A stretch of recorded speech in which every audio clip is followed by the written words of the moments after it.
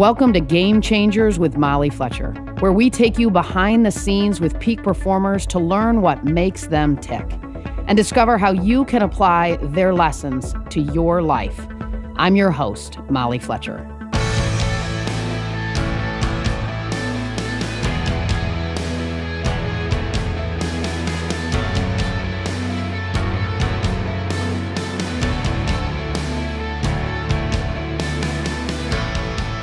Today's guest has been featured on Oprah, The Today Show, and CNN. Ron Clark is more than just an educator. His school, the Ron Clark Academy in Atlanta, is known around the world for its innovative teaching methods and curriculum based on global travel. If you step into the classroom, you'll likely see more than a little singing and dancing during lessons. Every classroom has its own theme, and students are slide certified, a symbol that they've signed up for something different. Nearly 50,000 educators, teachers, and administrators have visited the Academy to learn out-of-the-box methods for student success. Ron is the 2000 Disney American Teacher of the Year, the subject of a TV movie, and the New York Times bestselling author of The Essential 55 and Move Your Bus. Today, we talk about how to create a culture that values both discipline and freedom, and how to really engage your people to affect change. His message is perfect for anyone that's looking to engage with their teams. This is a fun one, so buckle up. Here's my conversation with Ron Clark.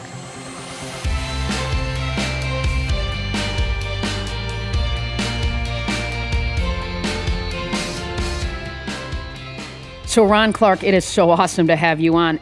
Tell me a little bit about your early days of teaching. What drew you to the profession? Because I've heard some rumors maybe that this wasn't the path you planned to go down. Yeah, I had no interest really in teaching. I was working at a Dunkin' Donuts. I was the first one in my family who had graduated college, and I still really wasn't quite sure what I wanted to do. And I saved up $600 and I got a one-way ticket to London, England, because I'd never been anywhere. My family had never been anywhere, and I wanted to see the world. And so I eventually worked as a waiter in London. Got enough money to get my backpack and go all over Europe from country to country. And I ended up in Romania. I got food poisoning. They had to fly home to North Carolina, and I was in the hospital recuperating. My mother told me that at a local school that a fifth grade teacher had passed away in the middle of the school year. And she was like, Ron, it's a rough school. They have a hard time getting teachers to go teach there. You got to go teach those kids. They need you. And I didn't want to do it. I had this idea in my head. I was going to work at Dunkin' Donuts and save enough money to get a ticket to China, and I was going to run down to Great Wall of China. But my mom was like, if you don't at least go talk to the principal, I'll never support anything you do forever. Wow. How moms can be. So I go to the school and I talked to the principal, and she was crazy. She was like, oh my goodness, Mr. Clark, these kids have all different types of learning levels, and you're just the man for the job. And I was like, no, I'm not.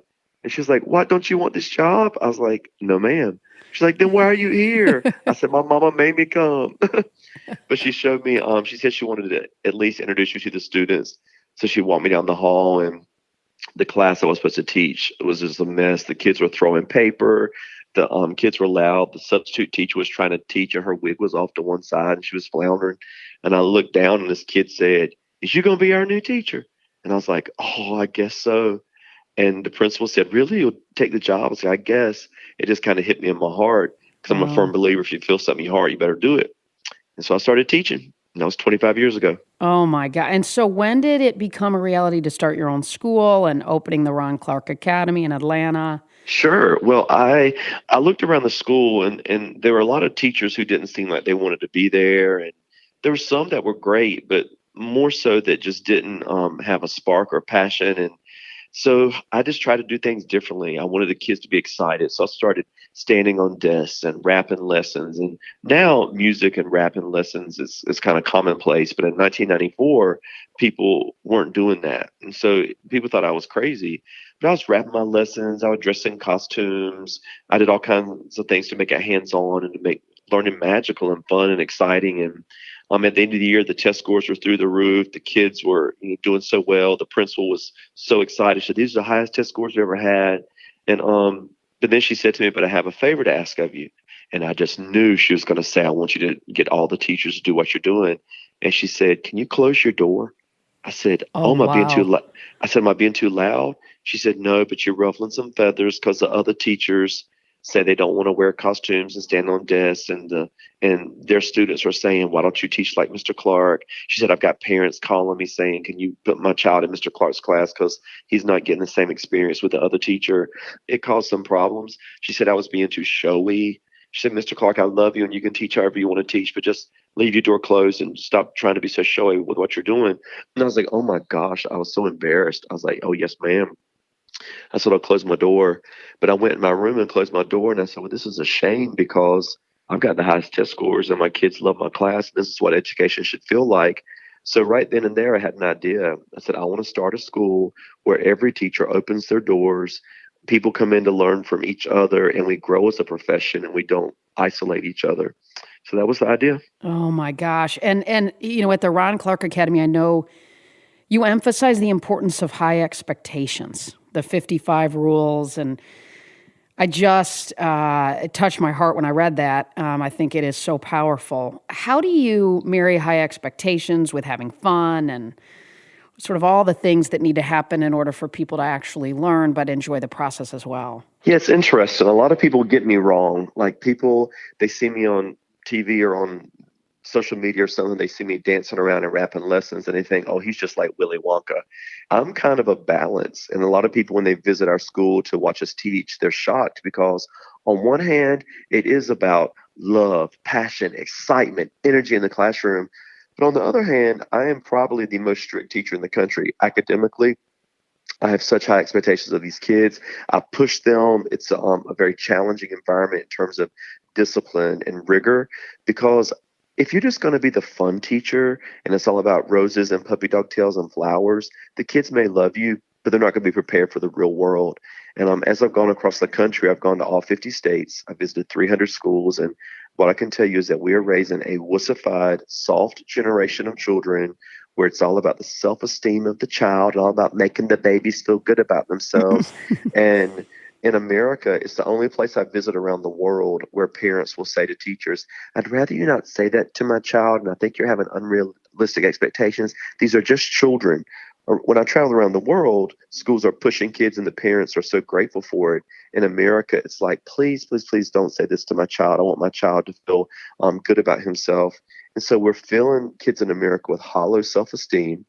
They think they're awesome. They feel entitled. They're arrogant. We don't even like our own kids sometimes. And then they end up 29 years old living at home with mom, wondering, "Why doesn't the world love me?" And so I didn't want my students to be those types of kids. And so what we do here is we flat push them. Academically, it is challenging. It's a very hard, rigorous environment. But on the other hand, it is about love. I visit the home of every child. I eat lunch with them every day. We laugh all the time. I'm in costumes. I'm rolling around the floor. I'm on the top of the desk. It's silly and fun, but it's in a rigorous environment. And so what we found is if you make it really hard, but it's coached with love and excitement and energy, the kids will find success. And so how do you hire great people to carry out this mission? What do you look for in the hiring process? Because there's only one Ron Clark, and what you just said is is so profound, and I think our education system, needs a facelift, no question. We have so many leaders that listen to this podcast, Ron. What would you tell a leader that is running a business, large or small, that has a team around them to help them understand how to create high expectations, but do it with love and safety and passion and structure and in a way that you inspire those children to want to learn? I know that. How do we do that as leaders? Yeah, I think for me, when I think about leadership, the number one quality a leader needs to be the best leader is to pick the right people. You got to pick the right people to be on your team. I do a lot at RC. I still teach all day. I teach fifth, sixth, seventh, and eighth grade math and history. I run the school. We train educators, but I put more time in who I hire than anything else I do. And any great leader will do that because when you get somebody bad on the team, it ruins the team and it's hard to get rid of people. But if you can pick the right people. So I interview a lot. If I'm going to hire one teacher, I will probably interview at least 100 because I want to make sure I'm getting the best of the best. When we get down to the final 10, they come back for a second interview. And then when we get onto the final five, we make them come and teach. I want to watch you teach. If I'm Yep. going to hire you, Sure. I want to see you teach. We hire teachers all over the country just based off of an interview. I want to see you in action. And so then when we get into the final two, I take each one individually out to lunch because I want to see, like, if you chew with your mouth open, I ain't hiring you. Like, there's things, if your mama didn't teach you proper etiquette, there's lots of other things she didn't teach you. I want to see how they interact with the waiter, with the waitress. I just want to see just their skills, their conversation. If I am bored in 10 minutes of that lunch, the students are going to be bored in the classroom. And so basically, I spent a lot of time in that, just making sure I hire the right people who have passion and a heart for children. No question. And you talk about in your book, Move Your Boss, right? That I think is pretty cool analogy, right? That applies to business. Can you share a little bit with our listeners the runners and joggers and walkers and riders and drivers that you break down in the book? So I run my school like it's a bus, and now this analogy is kind of spread around the country and around the world, which is pretty cool. So lots of schools run like a bus. It's kind of hard to explain, but basically, what moves your organization to be successful? It's not often the product or the building you're in or the technology you use. It's just the people. When you hire great people, you're going to have a great organization. Even sometimes the product may not be great, but if you got great people, you can sell that product. So basically, every organization has different characteristics. You've got some people who are what I call runners. Runners have cut holes in the bottom of the bus. They've dropped their feet, and they're just killing it. They come early, they stay late, they're positive, they don't get into the negative complaining talk. They're just really contributing to the organization in the best possible way. And then you've got some people who have cut a hole in the floor, they've dropped their feet, and they jog. They're not a runner, but they keep up. They do their job. It's just they're not going above and beyond. They're not taking advantage of every moment. Like, runners are people who like, when they have an idea of something that can help the organization or help people, they're like, I've been doggone, I got to make it happen one way or another. Mm-hmm. Joggers are people who are like, well, maybe that would work, but maybe I'll do it next year. I don't really have the energy, and they tend to not take advantage of every opportunity. They do their job, but they're just not really killing it. Then you've got people who I call walkers, and the walkers are kind of being pulled by the bus, like they're dragging their feet. They don't like change. They complain a lot. They're negative.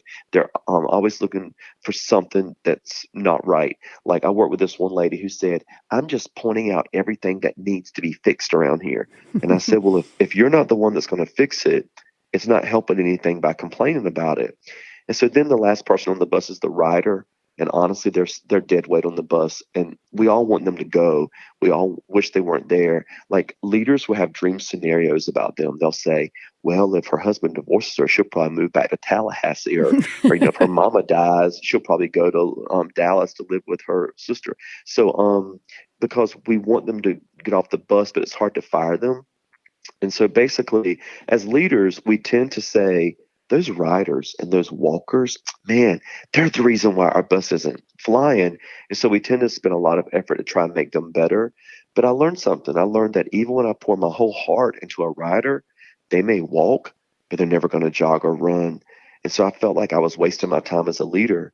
So I decided to invest the majority of my time in my runners, cheering for them, supporting them, giving them supplies, validating them, letting them know how much they mean to me. Mm-hmm. I realized I couldn't pay them more, but I realized if I could look them in the eyes and let them know how much they were appreciated, that they would do more.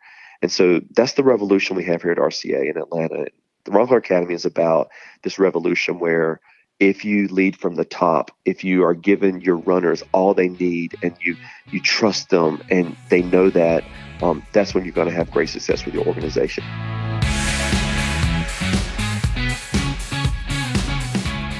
Have failed negotiations or missed opportunities to negotiate ever cost you money, time, resources, or relationships? So you aren't alone. 86% of people say they want to learn how to negotiate more effectively. That's why I am so excited to announce our public Game Changer Negotiation Training Workshop taking place in Atlanta, November 28th. During the workshop, you'll learn proven tools and a framework to navigate negotiations to get better outcomes. Participants learn tactics to negotiate with all kinds of different personalities. They learn a tool we teach called the EWalk, used to prepare for any negotiation. Of course, the 10 best practices to negotiate and simulated negotiations are occurring all throughout the day. Attendees leave with our continuous engagement package to begin to put this framework to work immediately. Our promise to you is simple: close better deals faster and strengthen your relationships. We only have 30 seats available, so make your reservation today.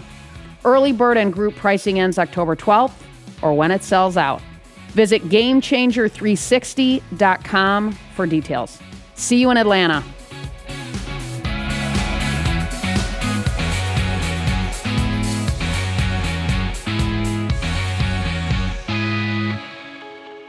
You know, I know you're a big believer in moments, and I actually had Dan Heath on the podcast who wrote a whole book about moments. What are some of the ways that you create unforgettable moments as a leader? Gosh, that's a big one. I think the meaning of life is just these moments you can make for other people. And so I'm always trying to do surprises and magic. And I want the kids to every day when they come to school to think, oh my goodness, I don't know what's going to happen today. So for my staff, I'm always trying to find ways to surprise them too, to let them know they're appreciated. And I think the best way I've done this, though, is I told my staff, I said, if everything I expect from you, more so than test scores or job performance or parent satisfaction, the number one thing I expect as a leader for my team is for them to uplift each other. I said, when I see you high-fiving each other, hugging each other, complimenting each other's work, when I see you writing notes for each other and leaving them on each other's desks, but you don't sign them. You just say, let me tell you how much I appreciate you. Or when you bake for each other and when you uplift each other as a team, I said, man, that makes me so proud of you. And so I've really driven that home to my staff. And so now my staff is very aware that the number one job I have is to take care of the people on this team that I'm working with. I can't talk about them. I can't belittle them. I've got to uplift them, take care of them, love them. And so my staff does that well. And so it went from me trying to make moments for everybody to now, quite honestly, my staff members are constantly trying to make moments for each of us. And it uplifts me as well. And I think one of the reasons why our school is so successful is because of that energy that's on the team. Yeah, that's so cool. And you said success, and RCA is so successful. Can you just, for our listeners who might not be familiar, rattle off some of the stats of the kinds of things that kids that attend RCA go on and do? Because you're just 5th through 8, right? Yeah. Yes, 5th through 8th grade. Yeah. Our school's incredible. First of all, we've had 50,000 educators come to visit. They spend time in our school watching us teach. They take our methods out of their school systems because they want to see how we affect our students. When our students come in, a third of them come with learning issues. A third of them have some behavior problems. And a third of our kids are average. And then we usually have about 3 gifted kids for every 30 we accept. The one thing they have in common is that for 80% of our kids, the average income of the family is around $34,000 a year. We do have some wealthy families, but for 80% is lower income. And so, but the success has been incredible. We have some of the highest test scores in the nation. We're 4-time national STEP team champions. Our students have won the National Math Counts Championship and been invited to the White House 4 years in a row to be honored for their math abilities. We have 100% of our students have gone on to graduate high school. 99% are in college. These kids go on to be valedictorians. They go on to be the homecoming kings, leads in plays. Gates Millennium Scholars. These students have just gone on. And one thing that's great about it is that when our kids come, only 3 of our kids per 30 are gifted. And yet we've had success with all of our students because of our methods. Mm-hmm. And the motto of your school is no fear. Yeah. So how would you tell leaders to embrace risk-taking, right? And sort of fearlessness in a way that fosters innovation and creativity? Yeah. Our school motto is no fear for our students, but also for our staff. And our staff, we're just very avant-garde. It's about let's be new, let's be hot, let's push ourselves, let's think of something no one else has thought of. And so our staff is constantly trying to push each other to be better and to go for it. And I'll be honest with you, as an organization that is a business, we will go for it and have no fear, and it won't work. We'll try things and it just doesn't really work. But we are trying so many things that 9 of the 10 things we're trying, we're really killing it. And so what happens is that when you have a no fear type mentality in an organization, the more that you're going for it, some things are going to stick and be incredible. But if you stay stagnant and if you remain, okay, let's just do what we've done year after year after year, you're never going to know what the potential would have been. And so I encourage my staff to go for it, even if sometimes we try something that doesn't work. As long as we're pushing ourselves to be better, to be different, to be bold, we're going to find success along the road. And then you teach them and give them the courage to recover.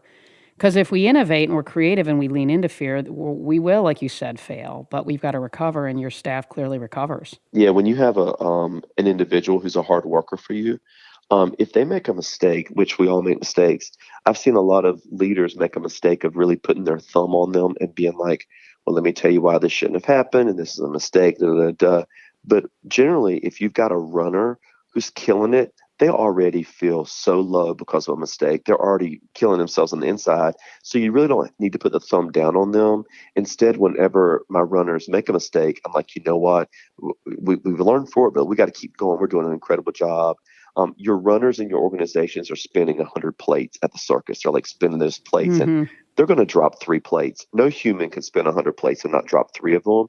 And so you have to learn that they're spinning 100 plates for your organization. They're going to drop 3. And when they do, say, you know, it's okay. We learn from it. Let's keep going. We got to keep this bus moving. And don't make them feel bad for a mistake they make. What's a mistake you've made maybe professionally as a leader that you've learned from and that's made you better? You mean today? Sure. Hey, right. Amen. I hear you. There's plenty for me too. So many, because I'm a type person. I'm a visionary. Like, I want to do something different every day. And so I think, gosh, I make mistakes a lot. But then I learn from them. And I think anybody who's successful, whether you're looking at Bill Gates or Steve Jobs or anybody, they just went for it, and you make big mistakes along the way. But when you're taking those big, bold moves, you're going to find success as well. A mistake I made, gosh, I don't know one that would be entertaining for the audience that's listening to us today. Gosh, I'll tell you, gosh, this is horrible to have to share mistakes. But in 2007, this is one thing that haunts me to this day. I can't believe I'm going to tell you about it, but whatever. Maybe it'll help someone. Yeah, it will help someone. In 2007, when our school opened, we're a private school. Most of the parents pay $45 a month, so we're a very different type of private school. We're a private school because we train teachers, so we had to be. But when the students came in, we kind of ran ourselves like a private school, and we had some kids who just didn't want to do their work, didn't want to focus, didn't want to be disciplined. And so it was like 10 of them. And at the end of the year, we didn't let them come back to RCA. We said, okay, we're not going to invite you to come back. And because they really weren't doing their work. And then I felt such a sickness to my stomach. And every night I would lie in bed and think about those kids and what school they would be at now, and are they going to be able to find success? And it haunted me. And finally I realized, I handled that situation so poorly, because in public school, when kids don't do well, you can't just say, okay, we can't come back. You have to find a way to help them be successful. I said, if we're going to be a model for schools around the world, we can't just kick kids out. We have to find a way to help them become excited about learning and figure out a way to get them to do the homework. And so I'm still haunted that those 10 kids left. And but it's helped over the last 10 years that we've worked with these kids and helped them find success. And that's why public schools love us when they come visit, because they're like, oh my gosh, you have kids just like I do, but you have found amazing ways to help them be successful. So you find a way to make every child stay now. Is that what I'm hearing? Yeah, we do everything. Like, we'll lose a kid once in a while, like once every couple of years, we may lose a kid for some reason, but it's normally because they move away, or the mother will say, you know what, this is a better situation for our family if we put the kid in this public school, because I can't transport him 45 minutes every day. But we lose one once in a while. But for us as a staff, we go through everything we can possibly do to make sure that we don't lose a kid because of it's something that we did or did not do as a team. Sure. Okay, I got to go here. Oprah, right? I know you count her as a friend, which is really cool. What have you learned from her? Oh my gosh, I love her so much. Oprah, I guess I could say a lot of things, but no one's ever asked me this, so I'm going to just tell you what hits me first. So I've had the opportunity to have a few dinners with her, or in situations where food was being served. And I just watch how she treats the wait staff. And like, we were at Chicago because we've been doing some education work. And the waitress came over and was taking the orders. And Oprah just reached over and took the waitress's hand and said, "Thank you so much for taking care of us tonight. I appreciate you so much. Now, what's your name?" And she took the time to get to know the waitress. And the waitress, of course, is just beaming, like about to freak out. But Oprah didn't have to do that. She's Oprah. And then, like, so whenever I've seen her around people who aren't people that others may find as the most important people in the room, she finds a way to make everyone in the room feel appreciated and special and respected. And I think as a leader, when you can make everyone on the team feel respected and important and special, I think they're going to work really, really hard for you. And I think it's a gift that Oprah has that's made her be so successful as she is today. That's a pretty special friendship, I can imagine. And she's donated to RCA, I know. And what a gift. And she's said some incredible things about you, Ron, which must feel pretty awesome, just given who she is and what she's done in her life. Yeah, I love her. I got to tell you, one thing I've never done is I've never asked Oprah for anything. I've just, because I was raised, my grandmama said, you don't ask for something. If you need something, you work for it. And so it's been very hard for me as somebody who's tried to run a nonprofit school where we do have to ask the community for assistance. And it's just Sure. not in my nature to ask. And so I told myself I would never ask Oprah for anything. And so I never have. I did invite her to come to our big 10-year anniversary. And she came to it. And at the end of the evening, she said, "May I say something?" She stood up on stage and said, "I'm so touched by all you're doing here and the amazing lives that you're touching." She said, "I'm going to give you $5 million." It was Ugh. incredible. And then one Christmas, we got a Christmas card and there's a check for $1.5 million in it. She had written it in a Sharpie marker. She just kind of sent it in a Christmas card, and it's just like we are working so hard and we got our hands full with our students and the community, and just to get that, it's just great validation. Sure. Oh my gosh, I bet. Sometimes it shows when you don't ask for something, but you show someone that you're working so hard. When it gets recognized in bigger ways than if you had have asked for something. And I think it sends a message of authenticity from your perspective, Right. that you're not there building this relationship for anything other than the opportunity to connect and potentially learn from somebody who's so remarkable. Yeah, I never thought about that, but that's true. You do a lot, right? I mean, you teach all day, you run the school, you manage fundraising, I know. How do you, Ron Clark, how do you manage your energy? Oh my God, I don't. Oh my God, I get burnt out. It's so hard. Like, I can't help it. My mom has always told me, she said, "You're burning your candle at both ends." But I'm like, I don't know how to not do that. So, I love to work. I enjoy work. I do get burnt out sometimes. So how do I recharge and where do I get my energy from?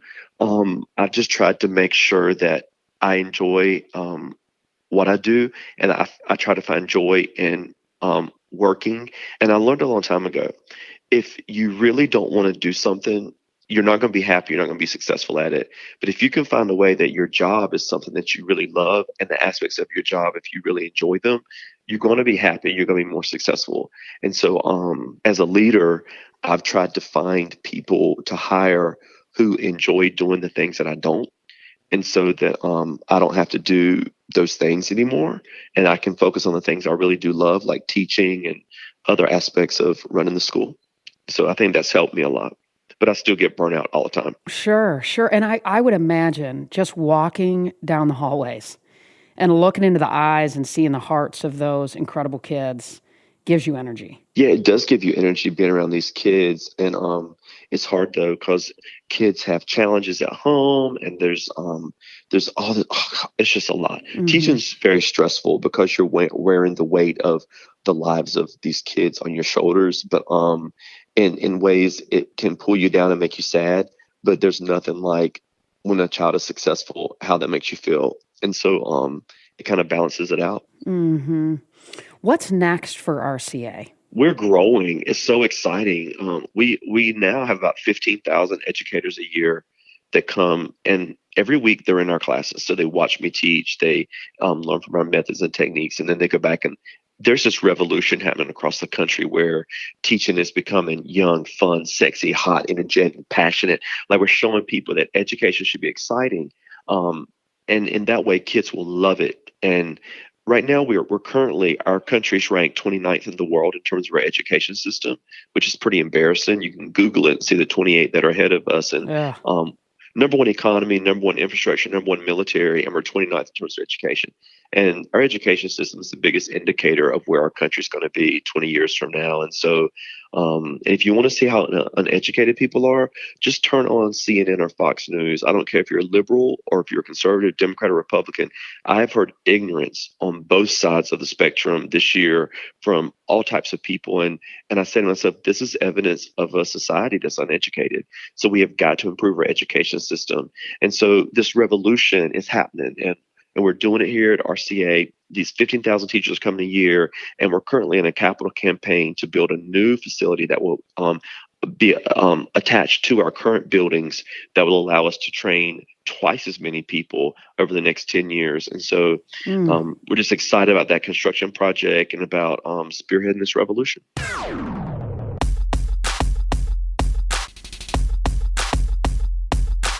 I want to end with a rapid fire, which is fun. So I'm going to fire questions to you, and then you just fire back your answers that come up for you. Is that cool? Don't judge me, because if it's rapid fire, don't judge me. Hey, man, this is a no judgment zone, all right? I got your back. Okay.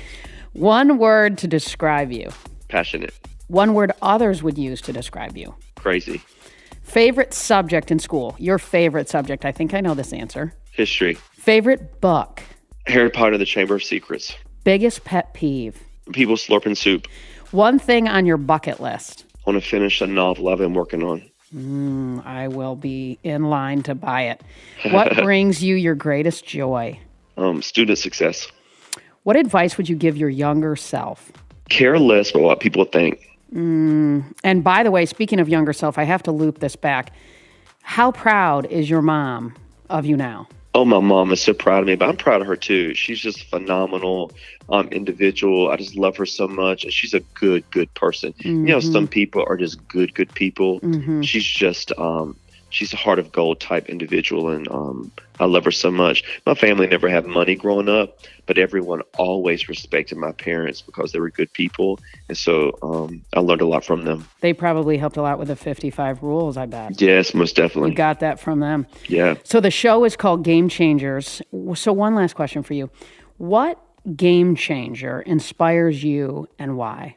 Gosh, this might not be a type of answer most would say, but I would say someone like Michael Jackson, because when I was a little boy and I watched Michael Jackson on TV, he was so different, and he did that moonwalk in 1984 during the Grammy Awards. I'll never forget it, and I was mesmerized by him and the way his music just really affected me. And so I think when I started teaching, I tried to use a lot of music in his songs, and I tried to change the lyrics. And I think I was inspired by his influence on music, and I tried to have maybe a similar type of passion in my classroom. Mm-hmm. So maybe Michael Jackson. You do have that same passion. I've watched videos, and Ron, I am hoping I can come and sit in person and watch. Well, yeah, I'd love to have you come. Oh, I would love it. I would love Our it. schools like Hogwarts and Harry Potter and Scooby-Doo, and it's just magical. I'm in, and I never leave. This might be the last podcast ever. It's fine. I'm going to beg you for a job. Sure. Ron Clark, you are a gift to so many. Thanks for what you do, and thank you so much for coming on our show. I appreciate you. Have a great day.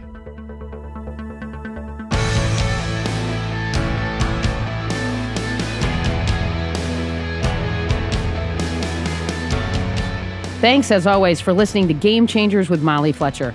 If you like the show, be sure to subscribe on Apple Podcasts.